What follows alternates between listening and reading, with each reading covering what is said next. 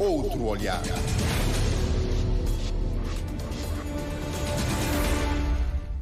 Oswaldo Alexandre é economista e cientista político. A situação em Moçambique tem suscitado várias análises e comentários. O Conselho Constitucional deve divulgar ainda esta semana os resultados das eleições, validando ou não. Há organizações de observação eleitoral, algumas plataformas que não aceitam ceder as atas que têm, porque dizem que não querem validar uma fraude eleitoral. Você que está em Moçambique e é analista político, é economista, o que é que se passa em Moçambique? Sobretudo quando há também reivindicações de professores, salários em atraso, boicote a exames, manifestações praticamente todos os dias. Como é que analisa a situação pós-eleitoral em Moçambique e que saídas? Primeiro, deixa-me solidarizar com as famílias lutadas pelo ciclone e pelas manifestações. Para nós entendermos a situação que nós estamos aqui a viver, devemos entender um bocadinho do passado. Moçambique, a partir de 1975, parece com um marxismo-leninismo adotado pelo Frelimo, sentia-se isso não só pelo partido, mas também pela população. E tinha outra parte da população que sentia-se excluída, que foram algumas superstições foram deixadas ao lado para que todo mundo seguisse esse caminho. A ideia do homem novo que o Samora criou. Isto aconteceu, tivemos um certo desenvolvimento, tiveram pessoas que foram estudar fora e vieram cá, vieram trabalhar, construímos o Estado como ele deve ser, mas aparece a Guerra Fria. E aparece a Guerra dos 16 anos. Com a Guerra Fria, o que é que acontece? Moçambique deixa de ter aquela proteção da União Soviética. E tínhamos a Guerra dos 16 anos, vinda da Dinamo, que pressionava para uma nova democracia multipartidária com novas liberdades. Se existia uma outra via, não sei. Não sei mesmo, mas o que é que se viu? Vimos os presidentes Samora, em 1980, por aí, a ter uma visita com o presidente Reagan.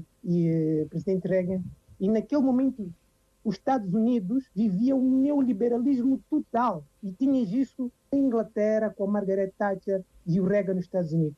Ela aproximou-se disto, ou seja, ver um socialista aproximar-se a ideias neoliberais. Eu acho que o presidente Samora, naquela altura, já previa uma saída do socialismo. E depois, com isso, aparece a morte, demos a notícia do presidente Samora em 86, a guerra continuou com a Dinamo, a pressionar. O que acontece? A Frelimo cede. Acontece uma negociação. Primeiro isso aconteceu primeiro se mandou-se um para a Tanzânia, não conseguimos, não houve consensos. Depois se fosse para Nairobi, não houve consensos. Marcou-se para Roma, com toda a comunidade, as igrejas participaram nisso, a comunidade de Roma, Santo Gigio, foi muito importante para este acordo. Lançou-se o país para o sentido de que Moçambique partisse para uma nova democracia. Uma espécie de nova democracia com multipartidarismo, liberdade de imprensa, liberdade de expressão. O que acontece? O presidente Chissano pega esse dossiê, faz essa negociação, partimos para isso. Mas, estás a ver um país que carregava consigo ideias socialistas, do nada carrega agora ideias de uma democracia que desconhece. O que aconteceu? Nós fizemos uma fake democracy. Não existia democracia. Nós controlamos as instituições, controlamos a rádio, controlamos a televisão, controlamos o legislativo, o executivo. Não existia democracia. Foi uma aparente democracia, é uma democracia falsa. O que acontece? O presidente Chissano constrói isso em Moçambique. Isso é evidenciado até hoje. Nós vivemos uma falsa democracia. Entra o presidente Guebuza. O presidente Guebuza dá segmento a isso. O que o presidente Guebuza aqui é especial referenciar? Isso que o presidente Guebuza cria um falso capitalismo. Já tínhamos uma falsa democracia, ele cria um falso capitalismo, que é das elites. Ele abre um mercado, mas para as elites. Nós temos um orçamento centralizado e as pessoas que contavam na política tinham informações privilegiadas, de onde o dinheiro ia ser alocado. Essas mesmas pessoas tornaram-se empresários, estás a ver políticos se tornaram empresários. Está a dizer que os empresários nascentes em Moçambique são elites partidárias? Não são partidários de um partido, até que isso é verdade. A Renamo volta a pressionar a Frelimo. Diz que, olha, os acordos que estamos aqui em 94 não estamos a surtir efeito. Em 2013, o presidente Guebuza e o presidente da Câmara assinam um acordo. Tínhamos uma falsa democracia, agora com um falso capitalismo. Entra o Presidente News. O Presidente News entra com um discurso excelente, um discurso de que o povo é trabalhar para os povos, e o Presidente Roque Silva também diz que a porta do seu partido estaria aberta para qualquer população. Naquele momento, naquele dia, eu senti a população no sentido de facto, agora nós temos um Presidente que tem as feridas do povo. Então, o que isso sucede? Sua narrativa com as suas gerações, não vimos nenhuma similaridade. A sua narrativa dizia uma coisa, as gerações diziam uma coisa. Vimos uma continuidade desse falso capitalismo, mas agora com uma nascência de novos ricos, um aparecimento de novos ricos. Quando nós olhávamos de onde é que vêm esses novos ricos que estão a acontecer aqui em Moçambique, tinham um background político ou de pais políticos. E nós dizemos, nós estamos a construir uma falsa democracia e estamos a construir um falso capitalismo que só beneficia um certo grupo. O que é que acontece? O povo nunca se sentiu parte dessa democracia construída e desse capitalismo construído. Acho que nem é capitalismo, dizemos assim, Moçambique não sabe que sistema está. E neste momento, o Banco Central adotou um sistema de austeridade, onde está a controlar a inflação. Em Moçambique, o Banco Central tem tanta autonomia assim para decretar isso, ou o governo é que pediu ao Banco Central para executar essa política? Boa questão. Neste momento, o Banco Central está a ser controlado pela FMI. A FMI está aqui desde 1980, quando empresta o seu dinheiro. Em algum momento, para emprestar esse dinheiro, algumas leis têm que mudar-se. Algumas coisas devem se mudar. Trouxeram aqui o novo TCU, que era para nivelar os salários. Trouxeram reformas agora, que até 60 anos a pessoa já deve ir para a reforma. Estão a trazer várias reformas administrativas. Mas até que pontos isto beneficia o cidadão? Estamos numa política de austeridade. Eu acho que é necessária. Até neste momento eu ainda acho que essas políticas do Banco Central são necessárias. Mas tens um fiscal que gasta, e como gasta que a gente não sabe onde é que vão. Neste momento o povo clama pela inclusão. A disparatização das instituições do Estado clama por liberdades, clama por dignidades humanas. É isso que o povo moçambicano clama neste momento. Não clama por este momento o partido Podemos ou o partido Frelimo, que é o vencedor das eleições. Isto transcendeu isto. Isto são questões sociais. A pobreza em Moçambique é uma realidade. E esta luta, com esta política que nós estamos a ter, que não é nada inclusiva, não sei para onde nós vamos. Está a dizer-me que os impostos são muito elevados em Moçambique? São cerca de 20% dos moçambicanos pagam impostos, por acaso, é muito triste. E os diretos. E temos impostos indiretos. Os impostos indiretos falam de impostos que vêm quando tu compras a energia, vem taxa de lixo, taxa de rádio, impostos. Países fracos é que cobram impostos indiretos. Países fortes fazem impostos mais diretos. Pouca gente paga impostos diretos. O que o Estado faz, pela sua fraqueza, opta por impostos indiretos. A maioria paga impostos indiretos, mas impostos diretos ainda são muito poucos. A autoridade tributária arrecada mais 300 bilhões de meticais. Isto, para a nossa realidade, ainda é pouco. Tem muita gente que paga impostos e não se beneficia disso. E tem muita gente que não paga imposto, mas também não se beneficia disso. Não se sabe para onde é que vai esse dinheiro.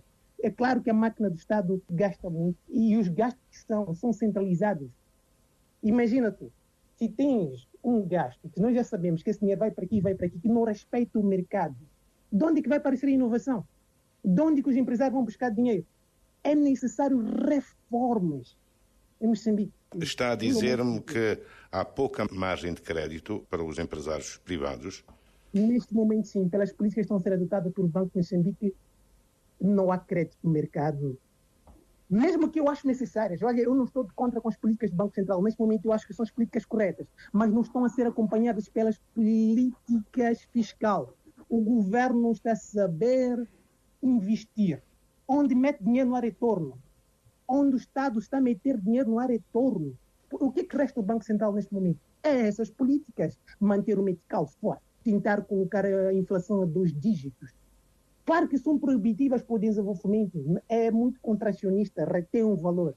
Mas são necessárias. Mas o governo deve criar políticas e olhe para o mercado, alavanque o mercado. Isto é possível. Eu acho, minha ideia é esta. Se nós levarmos uma parte e investirmos na agricultura, que sofre menos inflação, conseguiremos, no mesmo momento, trazer um equilíbrio na nossa balança de pagamentos. E com esse dinheiro, conseguimos investir em outras áreas. Porque se neste momento partimos para uma industrialização sem nenhum estudo, sem nenhuma reforma, Moçambique pode cair numa inflação jamais vista. Neste momento, a questão imediata é resolver, digamos, essa questão eleitoral. O Presidente da República já tentou um encontro a 4, Venâncio Mondlane não compareceu, o Conselho Constitucional tem estado a receber os partidos políticos. No seu ponto de vista, qual vai ser a saída? Para ser sincero, tem saída que eu acho e tem saída que eu gostaria que fosse. A saída que eu acho que essa saída vai ser uma saída de elites. Vai haver uma elite partidária do Partido Podemos, uma elite partidária do Partido Frelimo que vão mandar papers, vão assinar acordos. Eu não sei até que ponto a Podemos está comprometida com o povo. Isso falo porque o historial, os acordos que nós tivemos, mais de 3 acordos que nós tivemos, foram acordos das elites. O povo não estava lá. Se tivermos 3 acordos e a situação do povo continua a mesma, quem garante que estes acordos podem ter uma alteração? Não sei, está uma incógnita. Mas a solução é termos uma elite intelectual, uma elite partidária, e o povo deve estar nisto. A sociedade civil deve estar nisto. Deve mostrar, ser uma negociação que as elites carreguem as dores do povo. Não devem ser negociações que beneficiam um partido tal e outro partido. Não deve ser uma divisão entre elites. Deve haver participação disto. De todo modo, tem de haver um Presidente da República, tem de haver um governo. Venâncio de Mondlane já fala em tomada de posse em janeiro.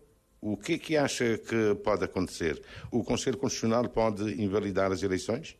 Pela história, eu acho que não vejo nenhuma saída, porque o Conselho Constitucional não conta votos, valida-os. Se de facto a CNE trouxe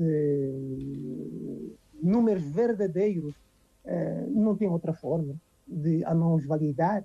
E se houver ali algumas falhas, devem validá-las. Mas pela história eu acho que a CC vai validar. A saída que eu vejo é uma negociação entre os partidos. Eu acho, minha opinião, é que o Partido Frelimo está a fazer esse timing para que o candidato Chapo negocie com o presidente.